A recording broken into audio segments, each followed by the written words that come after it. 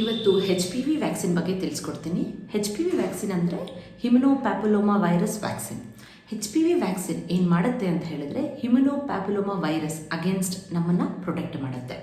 So human papilloma virus ಅಂತ ಹೇಳಿದ್ರೆ it's a very common infection which is responsible for cervical cancer, genital warts etcetera. So ಯಾಕೆ ಇದನ್ನು ಹಾಕಿಸ್ಕೋಬೇಕು, what is the importance ಅಂತ ಹೇಳಿದ್ರೆ, so ಮೊದಲನೇದಾಗಿ ಇಟ್ ಪ್ರಿವೆಂಟ್ಸ್ ಸರ್ವೈಕಲ್ ಕ್ಯಾನ್ಸರ್, ಆಮೇಲೆ it protects us from anal cancer, penile cancer, genital cancer, throat cancers, ಇದರಿಂದ ಎಲ್ಲ ಇದನ್ನು ನಮ್ಮನ್ನು ಪ್ರಿವೆಂಟ್ ಮಾಡುತ್ತೆ. ಸೊ ಹಾಗಾಗಿ HPV ವ್ಯಾಕ್ಸಿನ್ನ ಎಲ್ಲರೂ ಹಾಕಿಸ್ಕೋಬೇಕು.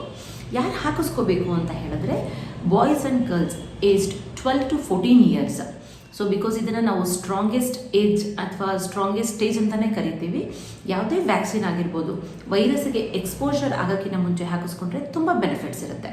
ಹಾಗಾಗಿ 12 to 14 ಇಯರ್ಸ್ ಈ ಪೀರಿಯಡಲ್ಲಿ ಹಾಕಿಸೋದ್ರಿಂದ ತುಂಬ ಬೆನಿಫಿಟ್ಸ್ ಇದೆ.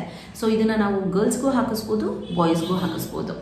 ಸೊ 12 to 14 ಇಯರ್ಸಲ್ಲಿ ಏನಾಗುತ್ತೆ ಅಂದರೆ 2 ಡೋಸಸ್ ಮಾತ್ರ ಕೊಡ್ತಾರೆ. ಫಸ್ಟ್ನೇ ಡೋಸ್ ಬಂದು 0 ಡೋಸ್ ಅಂತ ಹೇಳ್ತೀವಿ, ಫಸ್ಟ್ ಡೇ ಹಾಕಿರೋದು. ನೆಕ್ಸ್ಟ್ ಬಂದು 2 ತಿಂಗಳ ಆದಮೇಲೆ, that is a second dose. So 14 years ಆದಮೇಲೆ ಅಂದರೆ 15 to 45 ಇಯರ್ಸ್ ತನಕನೂ HPV ವ್ಯಾಕ್ಸಿನ್ನ ಹಾಕೋಬೋದು. ಅದರಲ್ಲಿ 3 ಡೋಸಸ್ ಆಗಿ ಕೊಡ್ತಾರೆ.